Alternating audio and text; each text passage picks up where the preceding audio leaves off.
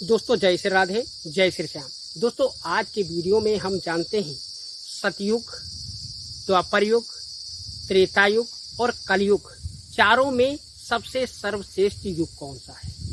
तो आइए वीडियो को शुरू करते हैं और हम जानते हैं कि सतयुग, द्वापर युग, त्रेता युग और कलयुग इन चारों में सबसे ज्यादा सर्वश्रेष्ठ युग कौन सा है। दोस्तों एक बार की बात है कि चारों युगों में विवाद छिड़ गया और विवाद इस बात को लेकर था, सतयुग कहता था कि मैं सर्वश्रेष्ठ हूं, द्वापर युग कहता था कि मैं सर्वश्रेष्ठ हूं और त्रेता युग कहता था कि मैं सर्वश्रेष्ठ हूं, कलयुग कहता था कि मैं सर्वश्रेष्ठ हूं। अब चारों युगों में फैसला करने वाला कोई नहीं था और विवाद बहुत ज्यादा बढ़ गया। तभी चारों युगों के मन में ये ख्याल आया कि क्यों ना हम अपने विवाद का फैसला भगवान भोलेनाथ से कराएं। यह विचार चारों को पसंद आया और चारों भगवान भोलेनाथ के पास कैलाश पर्वत पर जा पहुंचे। दोस्तों कैलाश पर्वत पर जब गए तो नंदी ने जब खबर दी भगवान भोलेनाथ को कि 4 युग आपसे मिलने आए, भगवान भोलेनाथ ने कहा कि उन्हें इज्जत और सम्मान के साथ हमारे पास लाया जाए। नंदी ने क्या किया, चारों युगों को बड़े ही सम्मान के साथ भगवान भोलेनाथ के पास ले गए। अब भगवान भोलेनाथ ने उनके आने का कारण पूछा तो चारों युगों ने बताया कि हम में सर्वश्रेष्ठ कौन है। इस बात से हम चारों में विवाद हो रहा है। हे नाथ, आप हमारा फैसला करिए और हमको बताइए कि हम चारों में सबसे ज्यादा सर्वश्रेष्ठ कौन। कि आप पहले अपना प्रस्ताव बताओ कि आपको कैसे लगता है कि मैं सबसे ज्यादा सर्वश्रेष्ठ हूं। तो सबसे पहले सतयुग बोला कि हे नाथ, हमारी उम्र सबसे ज्यादा है और मैं सबसे ज्यादा बड़ा हूं, इसलिए हे नाथ सर्वश्रेष्ठ मैं हूं, क्योंकि हमारे युग में बहुत बड़े बड़े बलवान पैदा हुए, यहां तक के देवताओं ने भी अवतार लिया है। तो प्रभु सर्वश्रेष्ठ मैं ही हूं ना। ये सतयुग कह ही रहा था, तभी बीच में द्वापर युग बोल पड़ा। द्वापर युग ने कहा कि प्रभु तो मुझ में क्या कमी है। मान लिया उम्र में मैं छोटा हूं, कोई बात नहीं, परंतु ताकतवर व्यक्ति तो हमारे युग में भी पैदा हुए हैं और बलवान भी पैदा हुए हैं और देवताओं ने भी अवतार लिया है। तब तक त्रेता युग बोल पड़ा कि हे प्रभु, इन सबसे उम्र में छोटा हूं, परंतु बलवान व्यक्ति तो हमारे युग में भी पैदा हुए हैं। भगवान ने हमारे युग में भी अवतार लिया है, जैसे भगवान कृष्ण ने हमारे युग में अवतार लिया। कलयुग बोल पड़ा कि हे नाथ, हम मानते हैं सबसे उम्र में छोटे हैं, हमारी युग में बलवान व्यक्ति नहीं है, परंतु हमारे युग में कंप्यूटर जैसे दिमाग वाले व्यक्ति बहुत हैं। इसलिए हे प्रभु सर्वश्रेष्ठ मैं ही हूं।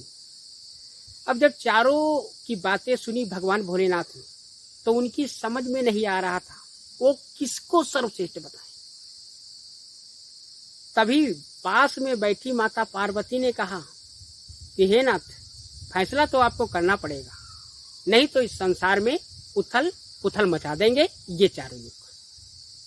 भगवान भोलेनाथ ने कहा ठीक है, हम आपका चारों का फैसला करने के लिए तैयार हो, परंतु फैसला करने से पहले आप सभी को परीक्षा देनी पड़ेगी। चारों युगों ने कहा कि हे नाथ, हम हर परीक्षा देने के लिए तैयार हैं, आप परीक्षा लीजिए।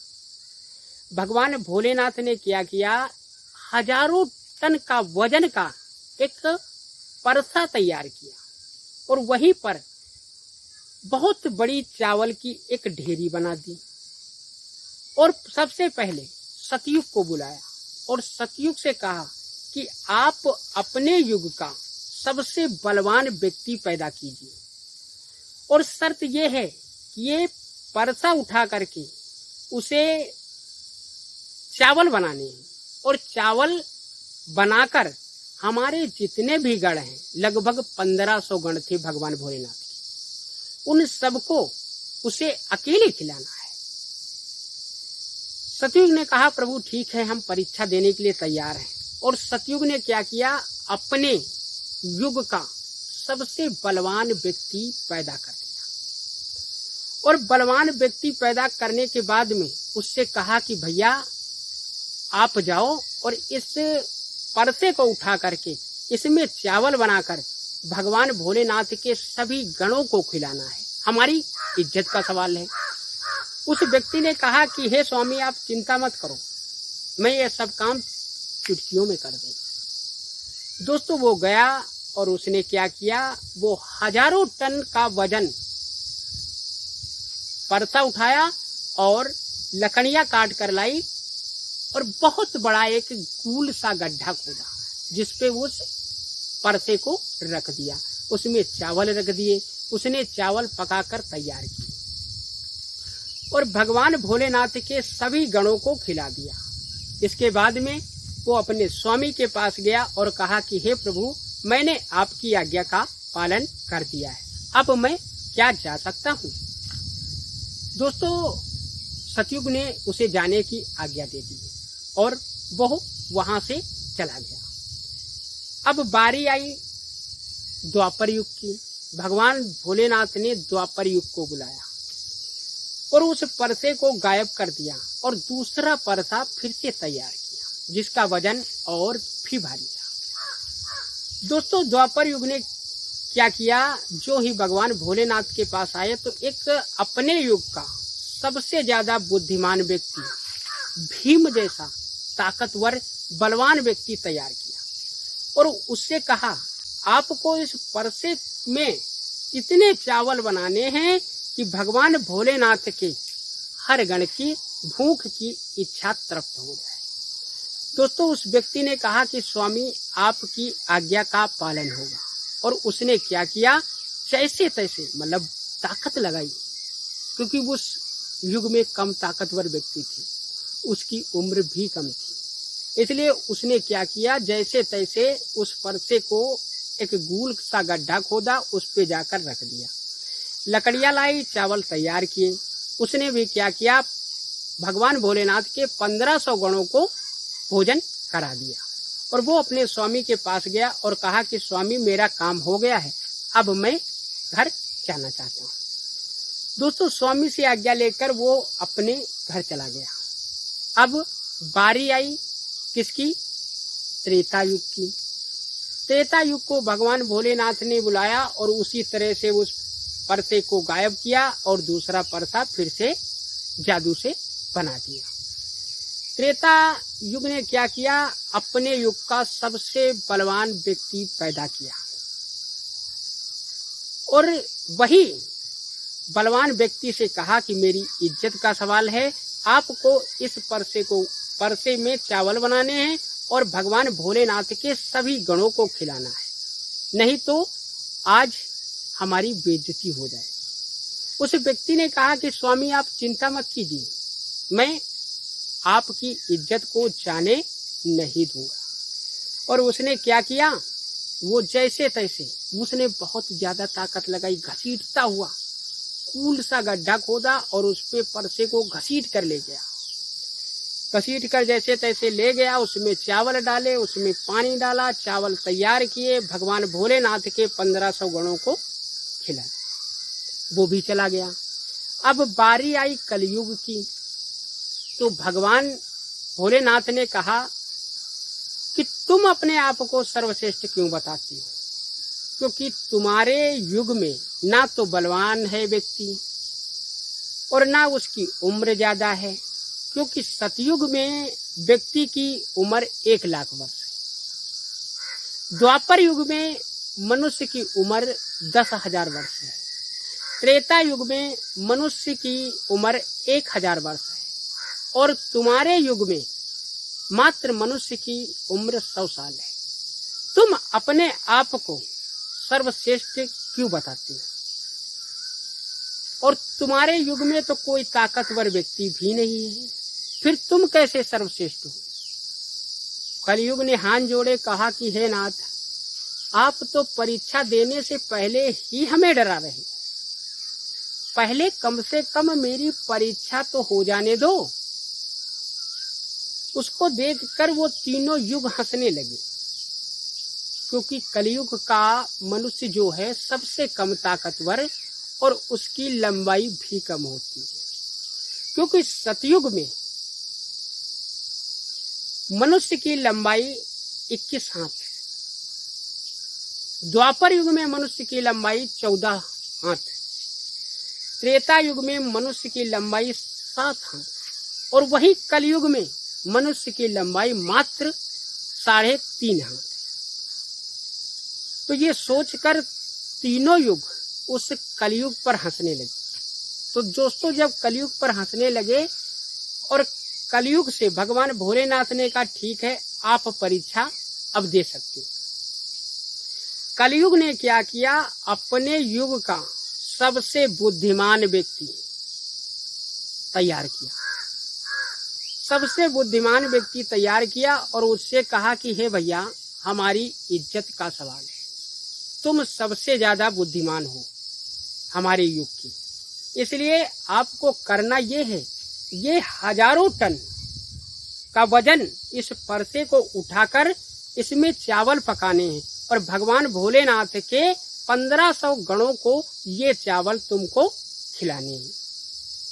उसने कहा स्वामी आप चिंता मत करो, मैं ये काम चुटकियों में कर दूंगा। जब ऐसी बात कही तो भगवान भोलेनाथ भी हंसने लगे और वो 3 युग भी हंसने लगे, सारे देवता उस कलयुग पर हंसने लगे। क्यों? क्योंकि ना तो कलयुग का व्यक्ति इतना ज्यादा बलवान होता है और ना ही कलयुग का व्यक्ति इतना ज्यादा ताकतवर होता है। फिर वो उस परते को उठाकर कैसे रखेगा और कैसे उसमें चावल पकाएंगे 1500 व्यक्तियों का, क्योंकि भगवान भोलेनाथ के 1500 गण थे। तो दोस्तों, उस व्यक्ति ने क्या किया, वो गया। अच्छा, उसके बस की बात नहीं थी कि वो परसे को उठा करके गूल तक पहुंचाए, तो उसने बुद्धि लगाई और क्या किया, उसी परसे के नीचे गड्ढा खोदना शुरू कर दिया। उस परसे के नीचे उसने गड्ढा खोदा और लकड़ियां उसी पास में थी, उसको लकड़ियां लेने भी नहीं जाना पड़ा। उसने क्या किया, उसी पेड़ से तुरंत लकड़ियां काटी और गूल चला दी। जैसे तैसे उसने चावल उस परसे में डाले और जल डाला, चावल थोड़ी ही देर में तैयार कर दी। फिर अच्छा, अकेले के बस की बात इस कलयुग के मनुष्य की नहीं थी कि 1500 गणों को वो परोस सके। तो उसने क्या किया, भगवान भोलेनाथ के 4 गणों को बुलाया और कहा कि आपको इन पहले चावल इन सभी को खिलाने हैं, उसके बाद में मैं आपको खिलाऊंगा। तो उन 4 गणों ने क्या किया, बाल्टी में भर भर के चावल सबको परोस करके खिलाना प्रारंभ कर दिया। भगवान भोलेनाथ के सभी गण भोजन कर चुके। अब उन 4 की बारी आई तो उस कलयुग के व्यक्ति ने उन 4 लोगों को परोसा और उन्हें भोजन कराया। दोस्तों, इसके बाद में उसने परसे को साफ किया और अपने स्वामी के पास जा पहुंचा और कहा कि हे नाथ, हमने अपना काम कर दिया, अपने घर चला गया। इधर भगवान भोलेनाथ को आश्चर्य हुआ, उन तीनों युगों को आश्चर्य हुआ कि कलयुग का व्यक्ति जिसके पास ना तो ताकत है और ना लंबी उम्र है, वो ऐसा काम इतनी शीघ्रता से कैसे कर सकता है। भगवान भोलेनाथ ने कहा कि मानता हूं, सतयुग तुम्हारी उम्र बड़ी है और तुम्हारे युग में भगवान ने अवतार लिया है, तुम्हारे युग का आदमी भी बहुत बलवान है, परंतु आपके युग का आदमी इतना ज्यादा बुद्धिमान नहीं। यही बात द्वापर युग से कही और यही बात त्रेता युग से कही और कलयुग से कहा कि हम ये मानते हैं कि आपके युग का व्यक्ति, उसकी उम्र कम है, ताकत कम है, मगर उसके बुद्धि के आगे ना तो सतयुग का व्यक्ति टिक सकता है, ना तो द्वापर युग के व्यक्ति टिक सकते हैं और ना ही त्रेता युग के व्यक्ति टिक सकते हैं, क्योंकि उसकी बुद्धि जो है सबसे ज्यादा विकसित होगी और सबसे ज्यादा विकास करने में कलयुग का व्यक्ति ही महत्वपूर्ण होगा। दोस्तों, ये बात सत्य है। कलयुग के व्यक्ति ने क्या नहीं बना दिया है। कलयुग के व्यक्ति ने ऐसे ऐसे आविष्कार कर दिए हैं जो ना सतयुग में हुए थे, न द्वापर युग में हुए थे और न त्रेता युग में हुए थे। कलयुग में हर चीज को इंसान ने बना दिया है, मनुष्य को सारी सुविधाएं दे दी है। इसलिए कलयुग ही सबसे ज्यादा सर्वश्रेष्ठ है। इस बात को भगवान ने माना और भगवान ने ये कह दिया कि कलयुग का व्यक्ति ही सबसे ज्यादा सर्वश्रेष्ठ व्यक्ति होगा। तो दोस्तों, ये था आज का वीडियो। अगर वीडियो पसंद आया तो वीडियो को लाइक कर देना, हमारे चैनल को सब्सक्राइब कर लेना, ताकि हमारी आपकी मुलाकात रोजाना यूं ही होती रहे। दोस्तों, जय श्री राधे, जय श्री।